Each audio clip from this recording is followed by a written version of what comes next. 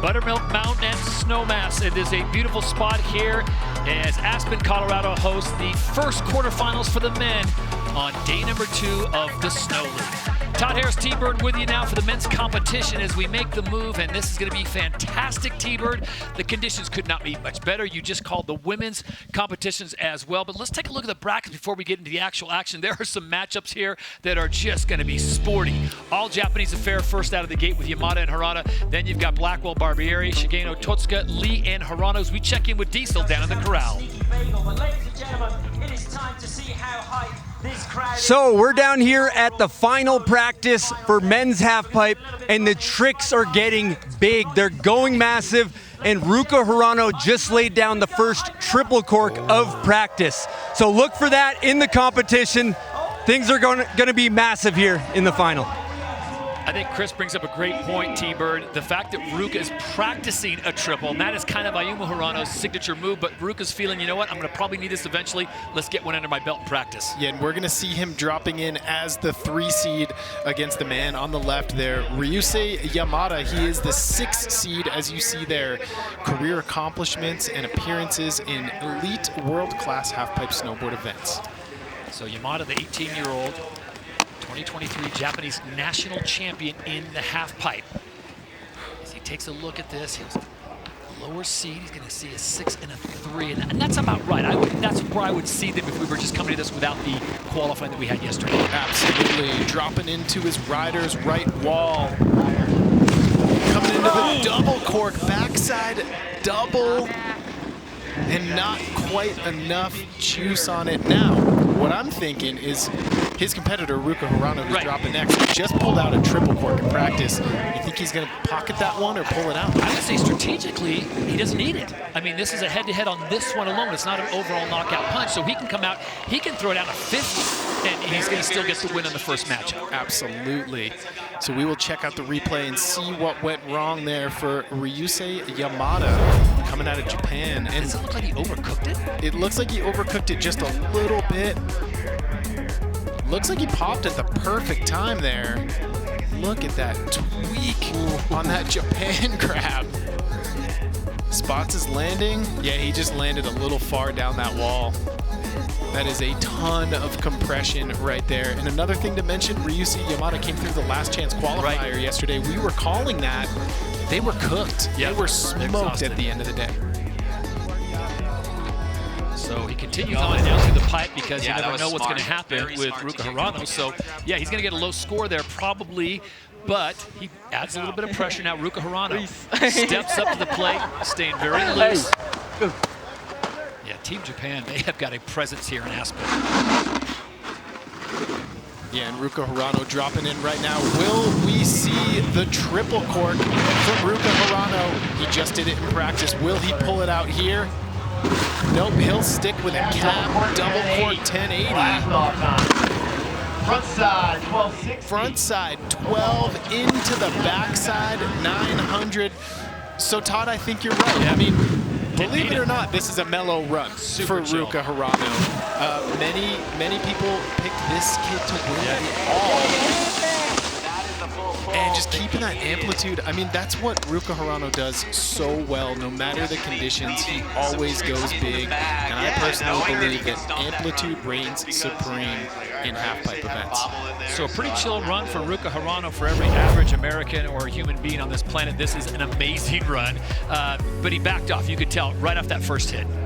Yeah, absolutely. He doesn't know what's going to happen as the day moves forward. I feel like you really want to hold some tricks as long as you possibly can, because if you advance on to semifinals and finals, you're really going to want those, and you don't want your competitor to know that you have them. He's just so smooth. I mean, his landings, we talk with Connor about what the judges are looking for, and you can do a great trick, you can execute it, but if you don't land it smoothly and then make that transition to the next one, it's all for naught. So the scores come in now, and it will be a Ruka Hirano victory, 64-7 to 35-7. So Ruka has the advantage there as they will make their way back up to the top for their second runs. And so you see Ruka Hirano's score, 64.75. Seems a little low to me. Sure. But, again, it's judges setting range. And we have an all-American matchup here in quarterfinal number 2. Alessandro Barbieri of Portland, Oregon, the 16-year-old taking on Chase Blackwell, the 26-year-old out of Longmont, Colorado. Chase dropping in on the right wall, starting things off backside 720 into the switch backside 7. Technicality is going to score high on those first 2 tricks, backside 900 into the front side double cork 1080. Chase Blackwell is the 7th seed, but you would not know it from that run. Cab double cork 1080 from the young American. That was one of those runs that kind of built as he went along, and towards the end, it was really, look at this, 5 hits, 12.6 was the highest, 11 feet was the average across the board. So the 7 seed really shined bright on run number 1. There's that backside 720 stalefish. Highly technical tricks up at the top of the pipe. I really want to get Connor Manning's mindset of what the judges are saying about those first couple hits. Connor? The judges are really liking those top 2 hits. Blind landings on both with the 2 720s going switch. So very technical, though not very big spun. And then he gets down into the bottom and really opens it up with those 10s and 9s. It was a very well-rounded run top to bottom from Chase Blackwell. It was a strategic run, T-Bird, would you agree? I mean, I think he's got more in the tank, but I think he's playing this strategically. Let me get a solid run down now and then put the pressure on the young Barbieri. Yeah, and if you think about what the judges are looking at, it's trick difficulty, amplitude, execution. He had it all. So now the attention is on the 16-year-old Alessandro Barbieri. He put a lot of flair into the qualifying yesterday. Took down not 1 but 2 Japanese riders, and that is not something we have seen much of here in Aspen over the last 2 days. Yeah, I really loved watching this kid ride yesterday. He is Electric City. Talk about a story for him coming in as the 2 seed, the first ever Snow League. How is he going to answer back to what Chase Blackwell just put down? Youngest competitor here in the quarterfinals, just 16 years of age. I wonder if he does his riding at Mount Hood or Timberline. Where do you think he's getting his laps in? That's a great question. I'm a big fan of Meadows myself. There you go. All right, so the goofy footer taking a moment, getting his wits about him. Here we go. He's going to be dropping in switch to the right side wall. Let's see what he's got. Switch backside 900 to start things off into the cab double cork 1080. There's the 14. He's landing a little low on that transition. Yeah, that's gonna affect his amplitude just a little bit, but comparing that to Chase Blackwell, it's gonna be interesting. So what I want to ask our man Connor Manning there is he went for the 14 and he executed it not very high above the lip, Connor, but the landing was a little sketchy. Is he getting more points for that, or would he have been better off backing it down to a 12 and being cleaner? It actually was a 12, Todd. It was a frontside double cork 12, so he backed it down to the 12, but I think his execution on this run was a little bit poor through it. The first hit, doing well, but I don't think it's going to be enough to take Chase on this one. Okay. Yeah, the way he was winding up, that was on me. I thought he was going 14, but here you see it frontside double cork 12. And the energy with which he left the lip, in my head, I'm like, he's going 14. Yeah. Now watch this. This is what I was talking about. Little hand drag, then he had to counter correct, get onto his heels, and carve out of it. Yeah, he just landed a little bit low on that. There's the front side double cork 1080. Is the truck driver the grab du jour or what? Everyone's sporting a truck driver. It seems to be on trend right now in the half pipe. All right, so Blackwell, Barbieri, both run. One run is complete in their quarterfinal matchup. The only All-American affair here. The judges are definitely deliberating, talking about this one. I'm sure Connor's got all the inside info. So this is what we saw from Alessandro Barbieri. Switch 900, switch double cork 1080, double 12, a 900, and a double cork 1080. That is a mouthful, Todd. And look how close this is. Blackwell gets the nod, 77.5 over to 73.2. So had he done the 14 Barbieri and landed it, I think we'd had a different story. But as it stands, that is what it is. Barbieri will have to win the next run. We move on now to the next matchup here. Quarterfinal number 3. Shuichi Shigeno, he'll be taking on fellow countryman Yuto Totsuka. And this is going to be a tough one. It really is. I mean, I was talking about it in the first women's heat with Tina. Just what a showing from Team Japan. Absolutely unbelievable. Shuichiro Shigeno, the regular footer coming out of Kawasaki, Japan. This is a 5 versus 4 matchup. Shigeno first up. He's the 5 seed.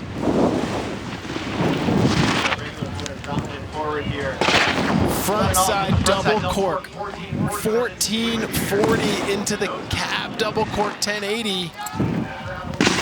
And the front double 12. Backside 900. Yeah. Oh! You gotta be kidding me. That was so close. I'm telling you right now, that is not a normal 5 seed right now. Now, he's going against a fellow countryman, and these guys want to win, I mean, bottom line. But it's not in the nature of a lot of these Japanese riders to have that kind of angst, that anger, that I want to take this guy out. It's just, hey, snowboarders, let's just get along. Absolutely. Let's have some fun with it. And again, going back to the women's heat, the 5 versus 4, even in mainstream sports, is always the coolest matchup because the margins are so slim between the competitors. I think that's an 80 plus. I mean, Connor, what do you think? That's an 80 plus run if he lands this thing all the way at the bottom. When you talk in a 1440 tail grab and what he was building to, what do you think? Yeah, I think that could definitely push the 80s. The one thing I worry about, Todd, is the variety in this run. If you look back at all of his tricks, most of them are done switch frontside or frontside off the toes. So the judge is really looking for that variety of different types of spins. So judges don't miss a thing. So Shigeno kind of backing himself in the corner. Now, this is what it does to the strategy here. Yuto Totsuka. This is an opportunity for him, not the knockout punch, T-Bird, but this is going to put a lot of pressure because, like we saw earlier with Ruka Hirano and Yamada, he doesn't have to do his A-game run. He can back this thing way down. Absolutely, and that's where the strategy comes into play here in these head-to-heads at Snow League. I will say, though, you know, Shuichiro Shigeno fell toward the bottom of his run, so he's still going to collect some points. So I feel like Yuto Totsuka has to put down a pretty good run. I would say somewhere in that 60, 70 range to really feel safe. Yuto Totsuka now, 2-time Olympian, dropping in. And he's going to be dropping in switch. Will we see the switch alley-oop back rodeo? Into the switch double 10. Backside 900. He was 15.3 feet on that first hit. Frontside double cork 1080. Into the cab double cork 1080. I do think that will be enough. But get this, believe it or not, that was a mellow run. That was a mellow run for Yuto Totsuka. I think he's looking to kind of win this first heat. And again, it goes back to the ideology of survive and advance. Just take it run by run, trick by trick, move on to the next round. But that switch alley-oop, backside rodeo, that was a thing of beauty right there. Look how he holds onto the tail grab. Just lets it go as he's coming back to earth. So this should be a pretty clear-cut, decisive win for Yuto Totsuka as he caps things off this double cork 1080 with indie grab. He could have got a 6th hit in here, but I think he's thinking, why? I think I've nailed everything so far. I don't think I need it. Yeah, I feel like if Shuichiro had not fallen and ridden away from that trick, he would have snuck one more in there. But pull the ripcord, take the points. Survive and advance is the name of the game today. That's all part of the strategy in these head-to-heads. So it's Japan on Japan, and it's clear win right there as Yuto Totsuka gets a 88.25 to the 57.5 put up by Shigeno. Okay, moving right along. This is going to be an interesting one here because we've heard about the injury to Lee Chae-un. How is he going to ride? Is he going to just get out there and get his points? And Ayumu Hirano, what is he going to have to go deep into to get the win? And just imagine being in Lee Chae-un's shoes. I mean, you're riding against arguably one of the top 10 half-pipe athletes of all time. Yeah. So does that affect him? Is he nervous? Or is the pressure off? Is he saying, I'm just going to drop in, have some fun, show Ayumu what I got, and see what he answers back with? Whether you move on or are eliminated here, you are one of the top 8 riders in Snow League in the men's side. And here we go. Lee, first attempt. So the 8 seed coming in. There is the triple cork, the first one we've seen in competition. And Ayumu Hirano, things just got serious for our 1 seed back up top. I mean, come on. Frontside double 12. Into the backside 9. Oh! At the bottom of the pipe, you can hear the crowd reaction. That's going to still be a high-scoring run. Say, this is not going to be the same situation we've seen before where riders have fallen. That was on his very last hit. He had the triple in there, and I'm going to forget about all those reports about him being seriously injured. He came out swinging. That was unbelievable. The first triple cork that we've seen from Lee Cheon. Connor, we're going to toss it down to you real quick. When that triple cork went down, anything from the judges? Everything from the judges. I could hear him over your guys' call in my headset, and even louder when he went down on the 14 at the bottom. They were very excited about this run. I would expect to see this thing above the midway 50-point score for sure, even with the fall. Yeah, frontside triple cork 1440 is going to score big. And that's a big part of today. Don't leave any points on the table. Get as many as you can, because you never know what's going to happen when Ayumu Hirano drops in. And if Ayumu Hirano goes to the triple, is this going to put pressure on him? Because we've seen him do the triple in competition many times. He'll do it on that first hit. If he falls on that first hit, Ayumu is going to probably just go, you know what? I'll just ride this thing out. Yeah, I would say that's a pretty safe bet. I mean, it's a funny position too, right? Yeah. Because Ayumu Hirano was the first rider to ever land a triple cork in competition. He's almost done this to himself. When Lee Cheon did the triple cork, Ayumu Hirano was probably like, yeah, everyone's caught up. All right, so T-Bird, he's coming in on the right-hand side of the wall, and this sets him up perfectly because that left side wall, riders left to come in, that's usually where he will sprock out and go triple cork. What if he's thinking right now, do I need the triple now? Do I not need the triple? The fact that you have that in your arsenal is amazing. Yeah, absolutely. This kid is amazing. A reigning Olympic gold medalist dropping in. Here we go. And he's going to keep it double. Frontside double cork 1080. Into the cab double. This is telling me that Ayumu is like, okay, you know, Lee Cheon fell.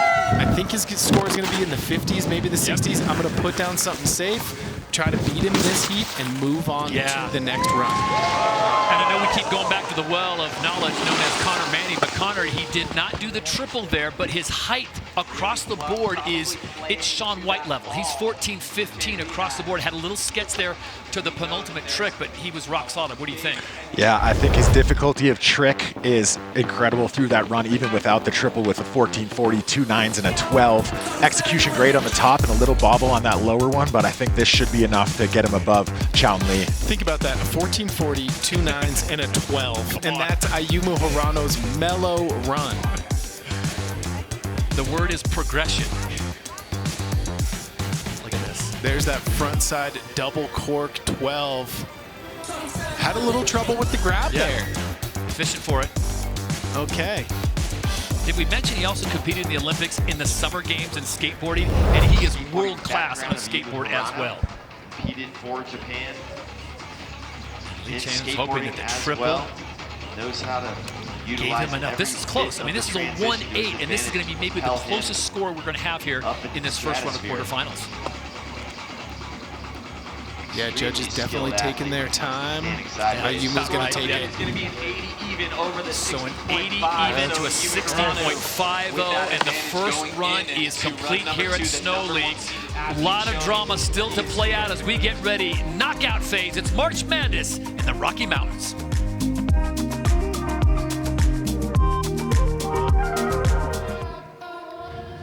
Snow League, Season 1. Buttermilk Mountain, Aspen, Colorado. Picture perfect day, and we are putting down some ridiculous runs. The progression of the sport, T-Bird, is just going to the next level as we take a look at the results from matchup number 1. Now remember, in the second run, the winner of the first matchup has to go first, and that, as we were talking during commercial, changes the strategy. It just plays into the strategic advantage that the seeding, the different seeding of the riders comes into play here in this event. As we are going up to the top, we are going to see Ruka Hirano, the 3 seed, sitting on a first run score of 64.75. And he's also going to have to drop on the opposite wall. Now, for the folks watching at home saying, Ruka Hirano got a 64.75, well, that's because Yamada had already gone first and fallen, so he backed it off. Now, this is an opportunity to go for the knockdown punch. He's going switch backside. Switch backside double cork 1080. Now Switch coming backside forward double here. cork 10 Backside into the 900. backside 900. Frontside double cork 1440. Front double 14 into the cab. Double 12. And an alley-oop back rodeo from Ruka Hirano. Beautiful backside. Really sick run from Ruka. Hit there from Ruka Hirano. Great style. So you see there, 5 hits, the highest, 13 feet 2 inches above this 24-foot half pipe. And here's that first switch backside double cork 10. Grabbing Japan, you see the right hand on his toe edge and just yanking that thing backwards. It's completely opposite to the direction that he's spinning. That's what makes it so technical and so difficult. There's the switch frontside double 14.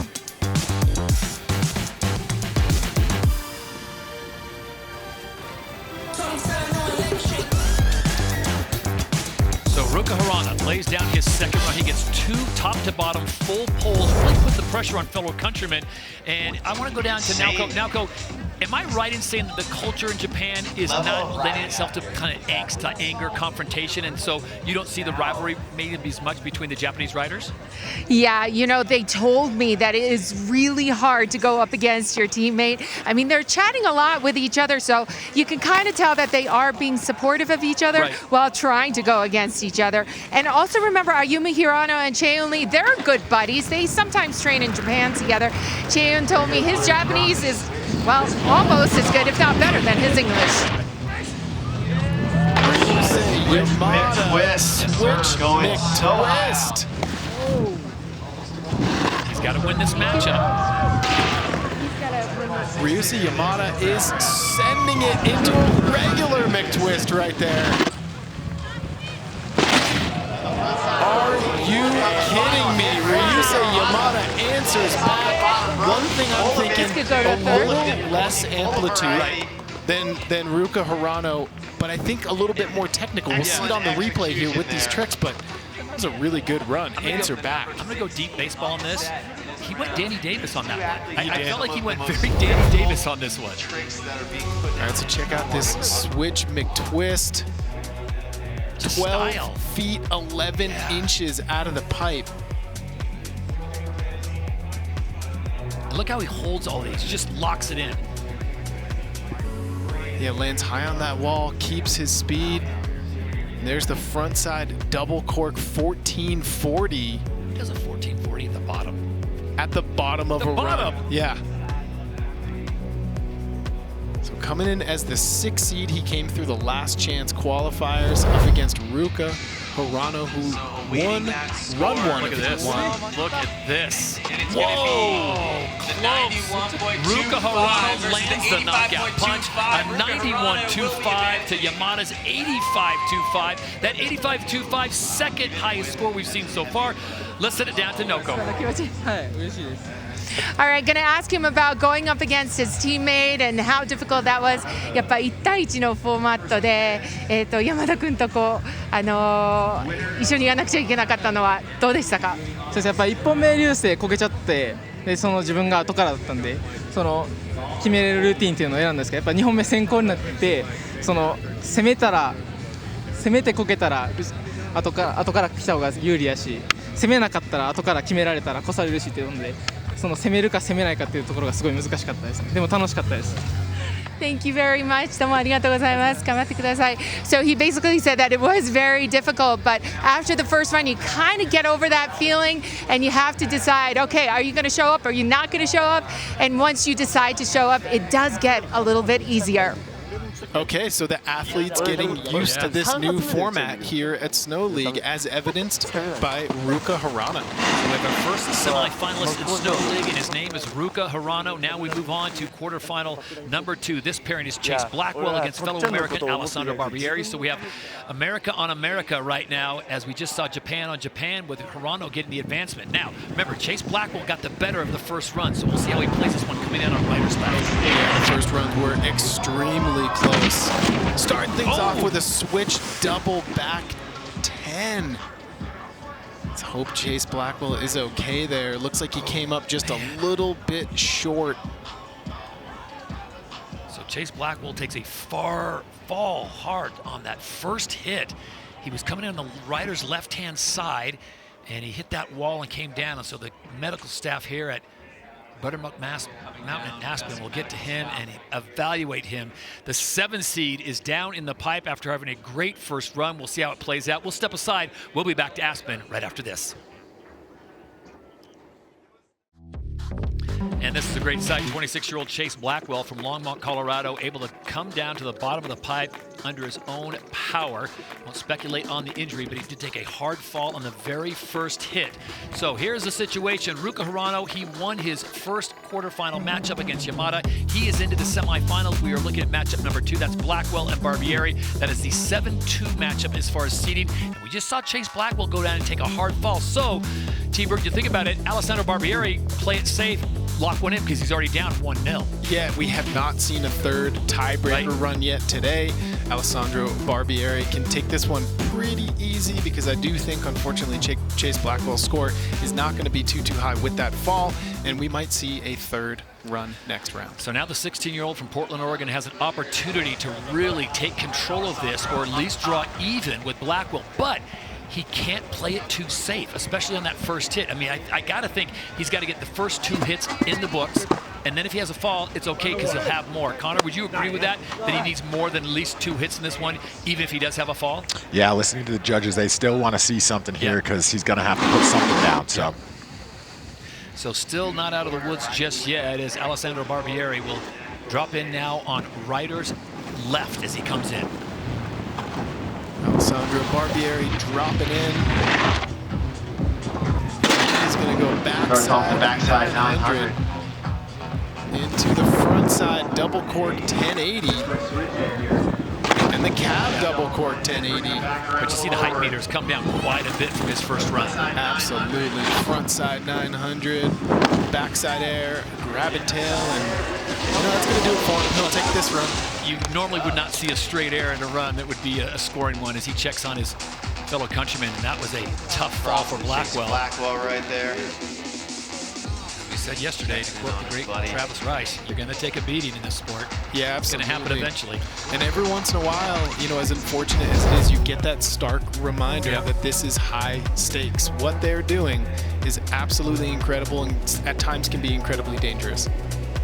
24-foot icy walls. They are launching 10, sometimes 15 feet out of that, and then bringing it back down with precision, trying to find the sweet spot on that wall to transition to the next one to do it all over again. Beautiful tail grab here, but that's a straight air. Normally in a competition, T-Bird, you wouldn't throw something like that in if you thought you had a chance of advancing. Yeah, I feel like Alessandro Barbieri put down what he wanted to put down, took it easy down at the bottom, and he's going to be looking to Alessandro, that third tiebreaker run. there on Chase King. There it is, a 62 to a 5 throwaway for Chase Blackwell. He's got Look at the blood on the jacket. His DNA on the collar of that jacket. He'll get a quick check with medical There's before going back up, but it's just good to see him back up and congratulating Barbieri for the win there on that second run. So they will go to a sudden death throwdown tiebreaker on the third and final run between those two as we move on now to quarterfinal number 3. Yuto Totsuka in the driver's seat over Shigeno. This again, another Japan on Japan matchup.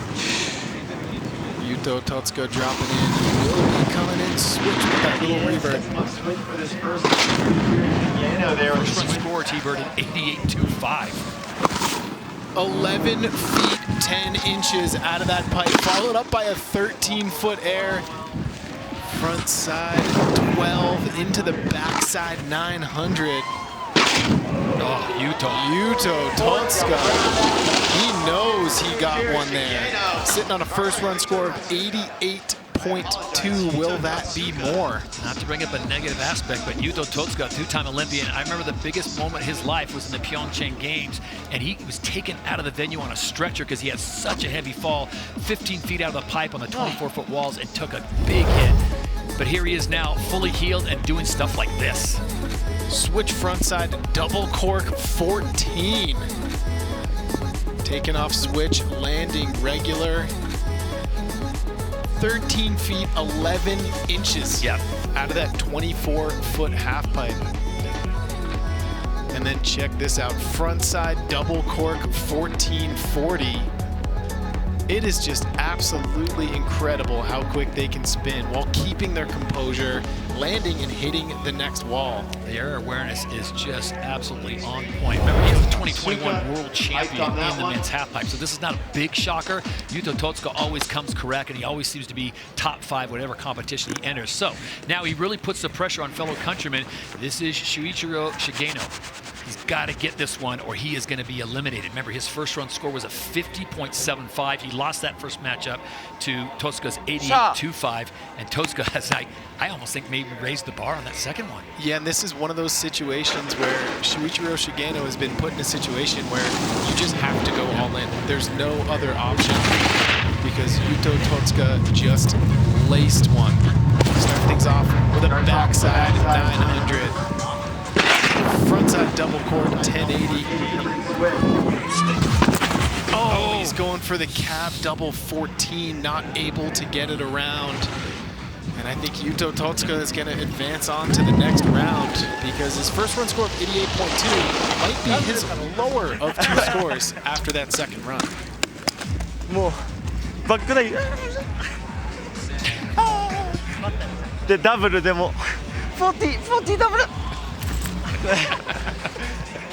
He just crashed, but how great is that? Yeah, they're good friends off the hill as much as they are competitors on it. I don't know if we want Malcolm to translate that or not. It was pretty good, though. Yeah, he knew he had to push the chips all the way in, didn't he? Yeah, and, you know, backside 900. I don't know if that's what he was going for. He had a little trouble with that grab there. But, you know, comparing that head-to-head against Yuto Totsuka's run, just not quite there. And there's that switch frontside double 14. Again, just barely missing that grab. I think right here is kind of when he knew it. He said, you know what? Snow League's been fun, but Yuto's moving on.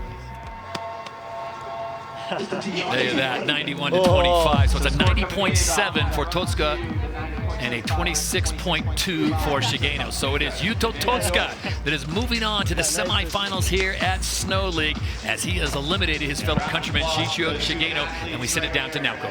All right, let's get his thoughts here on what it was like to go up against his teammate, but also getting that support that you just saw. なんか本当にサポートがすごいですね、チームメイトの中に。そうですね、やっぱり、日本人と戦うのは少し心苦しいというか、ちょっと気まずい部分もあるんですけど、すごい楽しい大会にしていけたらなとは思ってます。はい。おめでとうございます。So he said it is really hard in his heart to go up against your teammate, but at the same time it's really fun. And as you can see, they were sharing a moment there, sharing ideas and having fun with each other. I think fun being the operative word now as we move on to the final quarterfinal here as we take a look at Ayumu Hirano. He has won the first round between these two. He put down an 80, relatively pedestrian 80 to him. He's going up against Lee Chae. And if you're Ayumu Hirano right now, you know that Lee Chae is going to throw that triple corky in. Do you pull that out? Not quite yet, but Ayumu Hirano knows that he cannot take this one easy. Frontside double 12. I wonder if he's going to save the triple if he goes to a third and final showdown. I feel like Ayumu wants to hold on to it for as long as humanly possible. He does not want to pull that trick out too early, as it is the most lethal in his arsenal. But Ayumu Hirano is sitting on a first run score of 80. I think he stepped that up. So Ayumu Hirano, he was already sitting with a win on the first matchup, the first run between these two with an 80. And does he do it here? Connor, this run didn't have the triple, but it is still really spicy.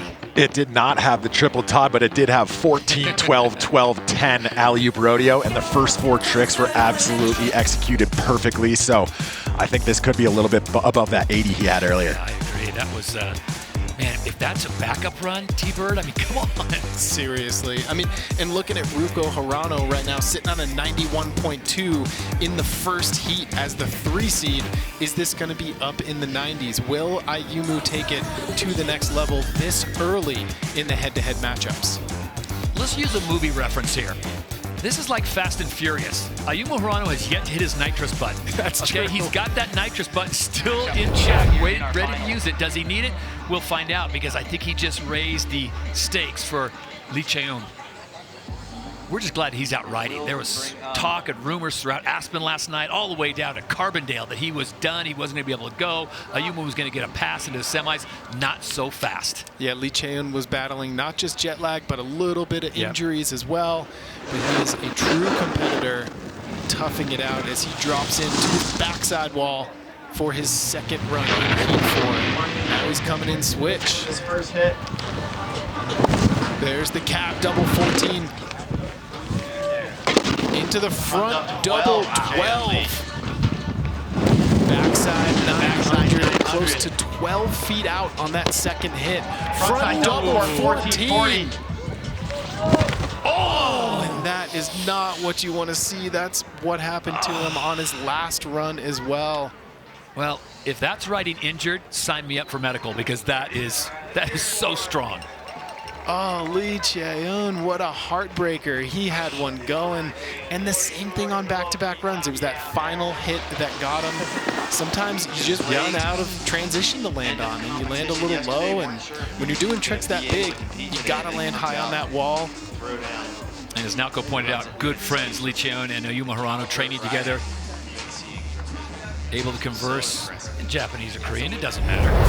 What I'm interested to see now is if Ayumu Hirano's run is gonna dabble in that high 80s, low 90s range. I want to see where the judges put that. Well, we've only seen 2 90s here in the quarterfinals, one of them coming from Yuto Totsuka, the 97.5, and then a 91.25 put up by Ruka Hirano.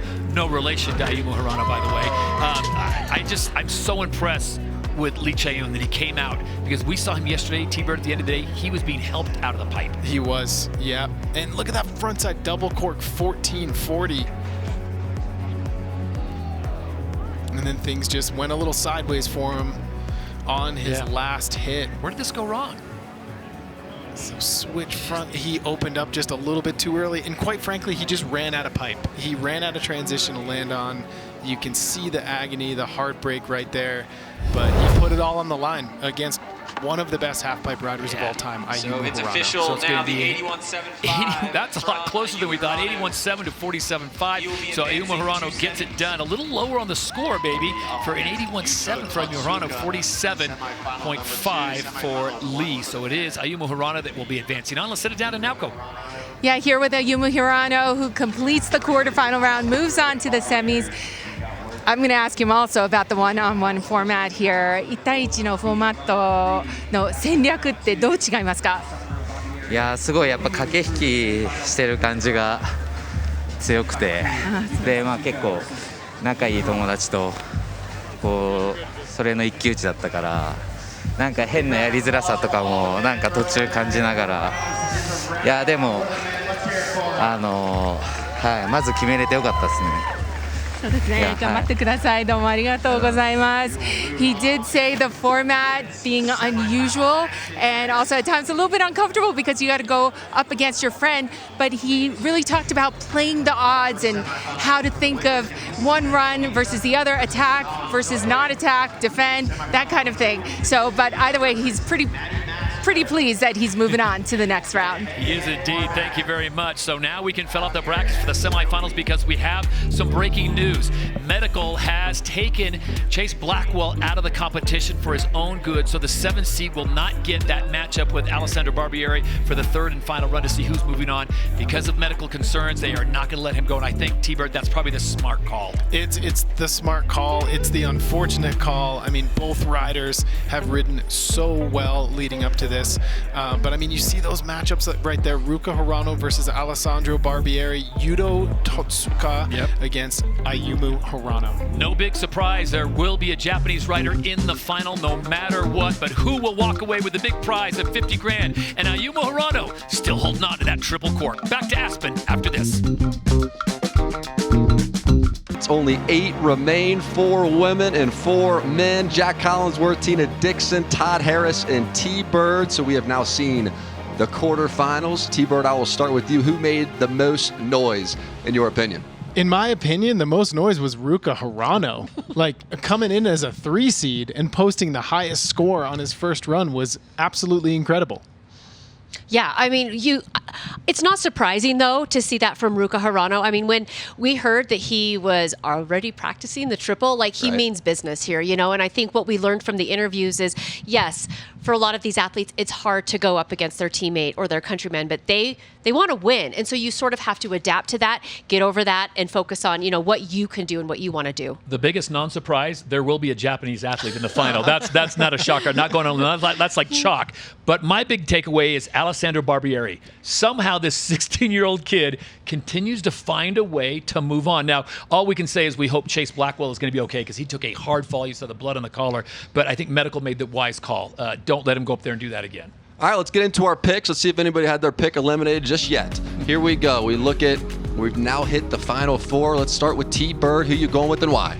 I mean, I got to go with Ayumu Hirano. Just sheer dominance and competitive experience. He's been in this situation for almost a decade now, and I know for a fact he's got plenty more tricks up his bag. Connor. For me, it's Yuto Totsuka, and I think watching those first 2 run scores right up around the 90s on both sides of the pipe, I think he's got a really good chance. I'm going to say I'm going still with my guy, Ayumu Hirano, because like Nitrous, he hasn't hit the button yet. But guys, you got to look at the semifinal coming up. It's Yuto versus Ayumu, so half of us are going to be not very happy because someone's going to lose out on their pick. Yeah, and you know, I'm going to go with Yuto Totsuka. So you're saying half of us are not going to be happy? Exactly. Would love to see Ayumu also in there, but you know, I'm going to have to stick with my guns at Yuto Totsuka taking this thing. Okay, Chris.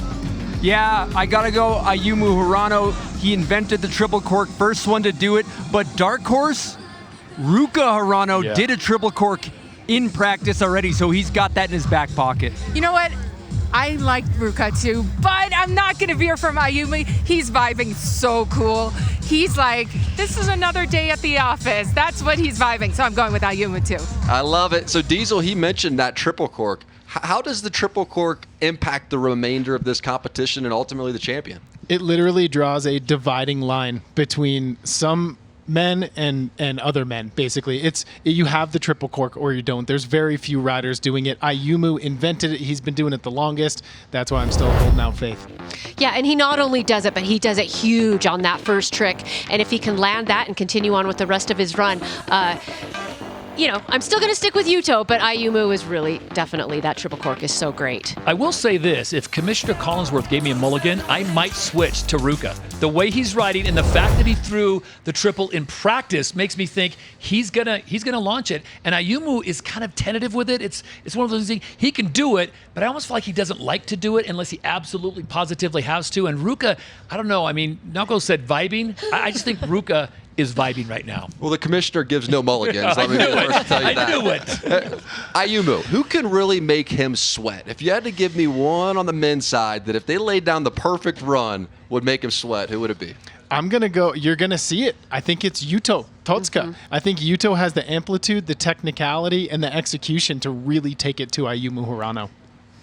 I agree with them on that. I'm going to go with Tom on that too, especially that second semifinal. Yuto and Ayumu. I mean, that's a final right there in a semifinal. Commissioner, I want one more mulligan. I want to introduce Shaun White, Senior Blanco, into this one. Who wouldn't pay extra shekels to see Shaun White and Ayumu Hirano in another final? But we're not going to get that. But I'm just saying, I agree with these guys, but I still think, coming off of Naoko, vibing, Ruka Hirano, keep an eye on him. And now that we've seen all these competitors, all these athletes use both sides of the wall, what kind of data, what are we downloading about the mindset that it's presenting? Again, I think it's separating certain members of the pack, right? Someone like Ayumu Hirano, you don't really necessarily see him drop on the rider's right side. He's a rider, or rider's left side. He's a rider's right side kind of guy. But he dropped in and you're like, oh, he's got it. This is old hat to him. So it's really showing the versatility, and it's highlighting the riders who have the most tricks in their bag. Yeah. And they all have a lot of tricks. They all have a lot of tricks. But Alessandro Barbieri, he's got to get through Ruka Hirano.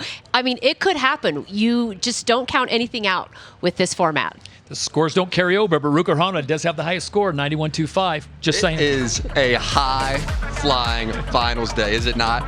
Terrific calls. Look forward to more calls as the action presses on. J.J. Thomas going to be making his way into the studio. Man who coached Shaun White to gold. Got some questions for him when we return. So interview with Cam, take one. All right, Cam, tell us what it would mean to win the first ever Snow League event. Oh, it's a big question. Snowboarding is evolving. For so long, it's been the same options of how to really be successful in this sport. And Snow League is this whole new opportunity. The competition format reinvented. The stakes higher than ever.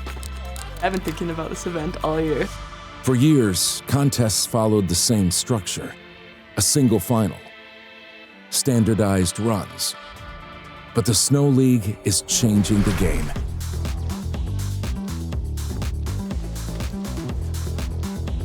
It starts with qualifying day.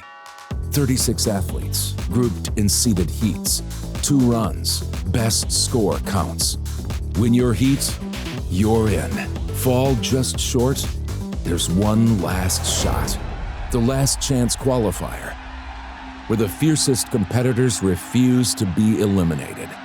One final opportunity to make it to finals day.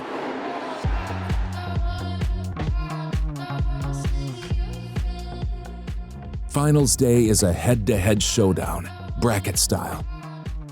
Win 2 out of 3 runs. And for the first time, the athletes must drop on both right and left-hand walls, proving full mastery of their craft. This is crazy. Oh my gosh. Look at the... Are you kidding me? I think it shows a true competitor. You see what happens when the pressure's on. And people under pressure do some pretty incredible things. You can't just have one run that you sit there and practice and practice and practice, and that gets you through to finals. You really have to go against multiple competitors through brackets with different runs from different sides every bracket. So it's really kind of come down to endurance of the athletes as well as how many tricks they've got and how they can put them together. The new format of this event's really gonna show who is the most consistent and who's got the most style. Trying to make it all look good when it all matters. Your name would be down in history. The Snow League, where every run matters, where only the best rise. This is the future of winter sports competition. Finals day on the mountains of Aspen, and it is a pleasure to be joined by Olympic medalist and Shaun White's former coach and J.J. Thomas. You know this sport, you love this sport. What has been your reaction to the new format we just watched? Personally, that head-to-head we just saw was the coolest thing I've seen in halfpipe in 10 years at least. Wow. That was really exciting for me just to see the different strategies, and the whole thing was just awesome. JJ, I got to ask you, the Japanese squad looks so strong, and this is all partly your fault and Shaun's fault, and I take it back. Do you see the Japanese dominating like the Americans did? I mean, you were part of that sweep at the Olympics in Salt Lake City in 2002. Are we going to see the same thing in 2024 in Italy for the Japanese squad? It's very possible. Yeah. They just work so hard. They train like no one else, and it shows. The results are there, and they've become a dominant force for sure.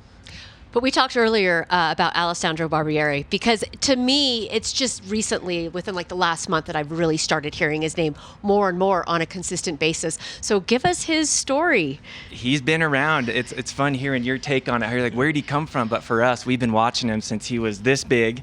And then all of a sudden last year he grew to be like 6 feet tall, and now he has man strength and he's doing tricks like this, and it's on. The kid is no joke, but again, he's put in the work and continues to. He has a really supportive family, and it's showing.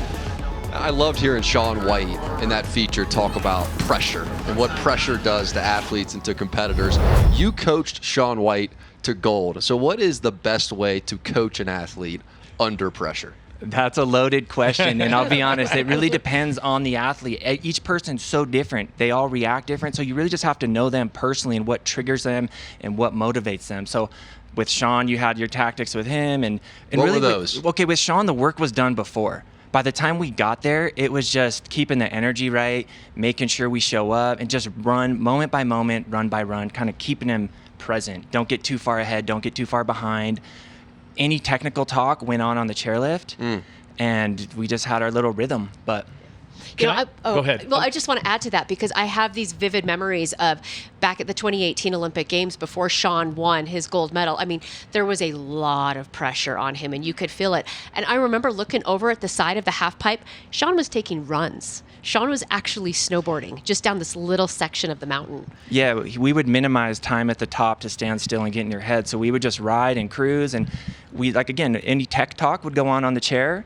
And then once we pulled up to the top and it was game time, people are always like, "What'd you say to him at the top?" And I'd say nothing.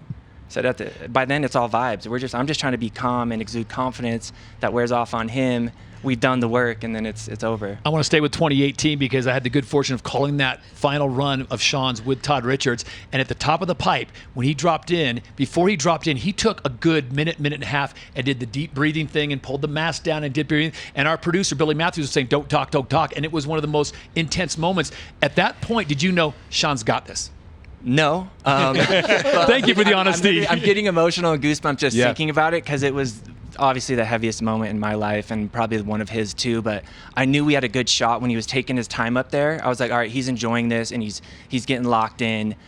Whether he's going to do it, the runs are so tech, you never know. But when he landed that last double cork 12 on the bottom, that was, and then the 2-minute hold for the score to drop, and that score hit, I've never felt anything like that in my life ever. I can see your eyes. Yeah, I'm getting I could cry right now. What makes you so emotional when you think back about it? Just the amount of work that goes into it. To get there, no one knows the backside, how much the athletes and the coaches and the whole team goes through to get to that point is so intense. And especially for someone like Shaun, where it's first place or nothing. Yeah. That's pressure I wasn't accustomed to in my career, but I felt it with him. And then when he pulls it off, it's just tears. It's just amazing. Quickly, want to ask you, Chase Blackwell, you know him. He's a tough kid. You saw the fall. Did medical make the right call? Oh, 100%. Okay. Chase is the toughest kid on the U.S. team. If he's sitting down in the half pipe taking his time, he's done. He needs a rest. That was a great call by medical, but he rode amazing. Chins up. How about your pick? Yeah, we go. Here we go. Hot seat time, JJ. To unfold here. I got to go with Ayumu. I said it from day one. He trains. This format suits him. This guy goes to training camps and can go every day, all day. This is a marathon. It's in his corner. He can do it. Will we see the triple? Absolutely. God, is he as chill as he seems? Yeah. The guy wins the gold. He literally won the gold. I mean, when that last Olympics, he just stoic. That's why he's the man, though. It's not up and down. It's just chilling. Metronome. You're the best. Metronome. Thank you so much for joining us. Enjoy the rest of the competition. Can't wait. Get yourself a good seat out there. Finals day is pressing on from Aspen, and we love just soaking in the knowledge from some true legends of the sport.